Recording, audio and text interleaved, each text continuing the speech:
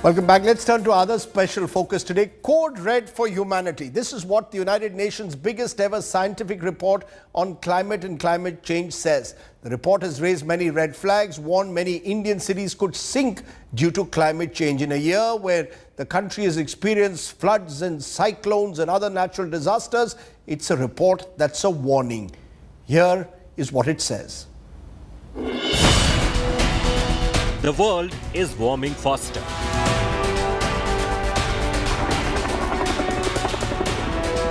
The globe will be hotter by 1.5 degrees Celsius around 2030, a decade earlier than projected in 2018. The report by the United Nations Intergovernmental Panel on Climate Change has rung the alarm bells. The study says sea levels are rising faster.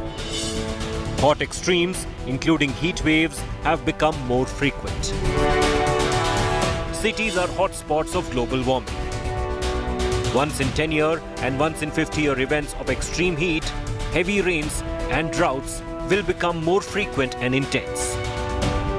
Human-induced climate change is seen as the main driver of these changes. The lead author of the report says this means big trouble for future generations. Climate change is accelerating quite fast, actually, now, because we are not being able to reduce greenhouse gas emissions. So basically, we heated up the planet by 1.1 degrees already, and probably we're gonna reach 1.5 degrees within this decade. This will certainly make the socioeconomic difficulties in the future much worse than in our generation. The report could explain several natural disasters in the recent past, including floods, record high temperatures, and massive wildfire. The report does not spare India and issues some dire warnings. The most dangerous risk factor is rising sea level. This threatens to submerge 12 coastal cities in the country by the end of the century. These cities include Mumbai, Chennai, Kochi, and Visakhapatnam, among others. There's more. Monsoon extremes are likely to increase in India. Models also indicate a lengthening of the monsoon by the end of the 21st century. Just over the past few months, India has gone through an unpredictable upheaval in weather patterns.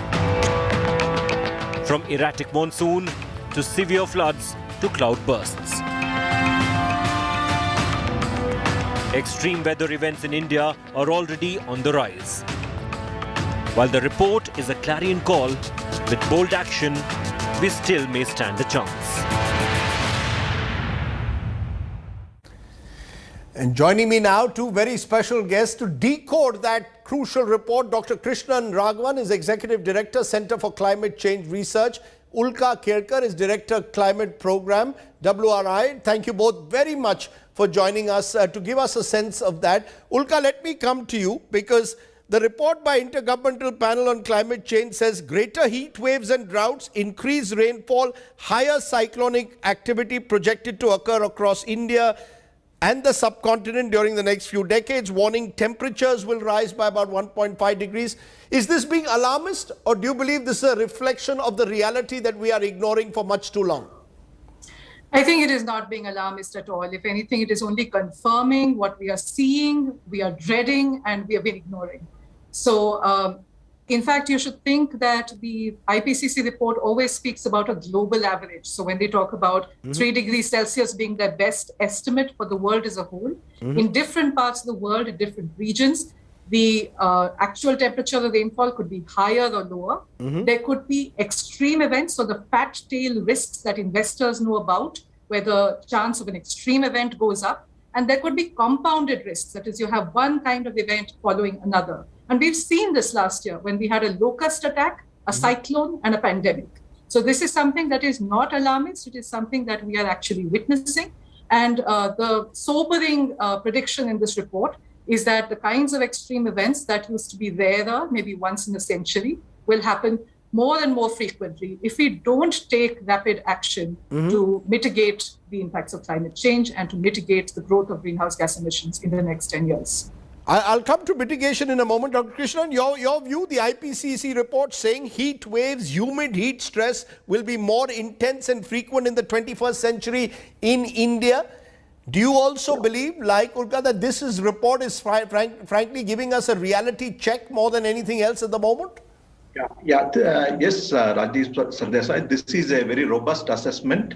The IPCC sixth assessment is scientifically very robust. Many significant scientific advances have taken place since the last assessment report. And we have a greater focus on the regions. The human attribution is more robust in this. And also we have an interactive atlas, which is one of the innovations of the sixth assessment report. And there has been a very strong participation of the Indian scientists, Indian authors, in the sixth assessment report. And as well as we have our own climate model from India. This is the IITM Earth System model from our center that has also contributed to the sixth assessment report. So there are many positive aspects also. So you're saying this is robust, this is based on robust scientific research and data that, therefore to call it alarmist would be unfair. Let's come therefore to solutions. Ulka, your solution. We speak of mitigation. What is it that you would like to see that would in some way perhaps give us some respite from what this report suggests? Well, I would say that there is one thing we need to do very urgently, which is that when we plan our settlements, cities, villages, we need to acknowledge that the risks of these climate hazards are going up and plan accordingly. What that means is that urban planning needs to take into account ecological considerations. So when you have extremely intense rainfall, the rain should have somewhere to drain off. When you have groundwater that's running out, you should be able to conserve it and recharge it. So you need ecological considerations in urban planning. And most importantly, you need to leave room for nature. Instead of building concrete jungles of glass and steel that are worsening the urban heat island effect on top of climate change, we need to leave room for blue and green spaces and make sure that some of these impacts are ameliorated. But how much of this is actually on the agenda of government? Dr. Krishnan Raghavan, is there a sense that governments have still not understood, especially in India and the subcontinent, just what we could be in for over the next 25 years? Basically, this is a science. The first working group 1 report is basically on the physical climate system.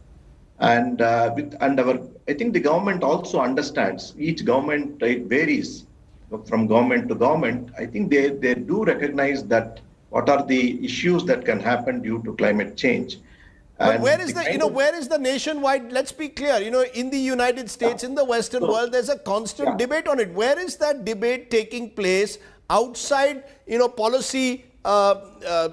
policy people like you? I don't see it in Parliament. Where is the debate taking place that should, in a way, inform the public about the dangers? Yeah, so basically the working group 1, I think our focus is on the science aspect, and when issues related to mitigation is something the government decides, and it depends on different governments. So for me, it is inappropriate to comment on that. Okay, let me ask Ulka that. Ulka, do you believe that there is enough of a debate publicly taking place which informs people about the risks and dangers that lie ahead? I think the last 2 days in the media have certainly contributed to that debate starting. So I really want to thank you, all of you, for that. But I would say the debate has been much more playing out in the private sector rather than the government sector. So you'll be surprised to know that there are many private companies that have taken on voluntary targets to reduce their greenhouse gas emissions. They even have an internal price on carbon. And so we see renewable energy, electric mobility scaling up in India. But that needs to become even faster. The pace of renewable energy needs to become 5 times as fast across the world. The pace of electric mobility needs to become 22 times as fast across the world if we want to meet this 1.5 degrees Celsius safe global warming limit. But the reason why I think the debate is a little difficult is because not all of this is easy. Not all of this is down to policies and governance. We'll actually need technologies that are not currently available at a low enough cost for Indian industry to adopt. So what we need to do is more clean technology partnerships, R&D and innovation in sectors like green hydrogen and industrial process emissions, what we call the circular economy, where we use much more of recycling of scrap metals, minerals of the sort that we use in our laptops and cell phones. And all of this needs to start now so that by 2030 and beyond, we scale it up and it becomes a way of life for the way we manufacture. You know, Dr. Krishnan, there are those who say that there isn't enough public participation in all these exercises. You know, for example, the deforestation that's taking place, let's say in my home state of Goa, the manner in which, you know, Goa is being completely denuded by construction.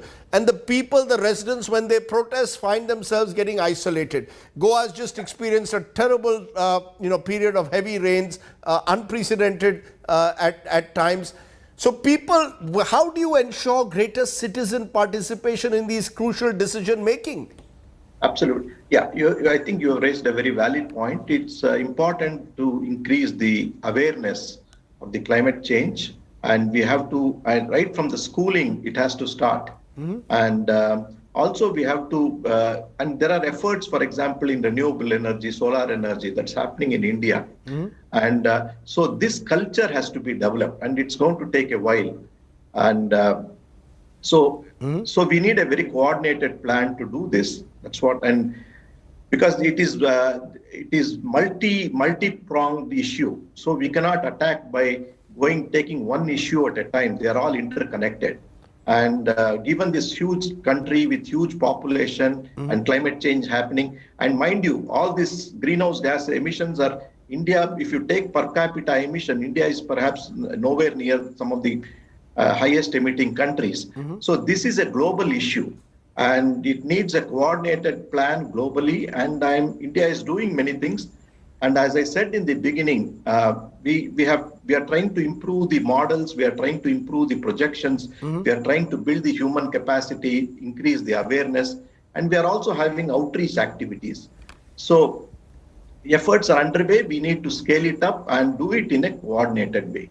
Well, the very fact that this report is generating front page newspaper headlines as well as ensuring that primetime television is slowly but surely looking at climate change as an issue is a positive. I promise you that we will continue to look at this issue in the weeks and months ahead, not only when the next earthquake or cyclone, God forbid, takes place, which is usually what we tend to do. Thank you both very much for joining us and giving us a sense of why this report is important. I hope many of you out there at home will read this report and look at it because it is a report intrinsically connected to our future.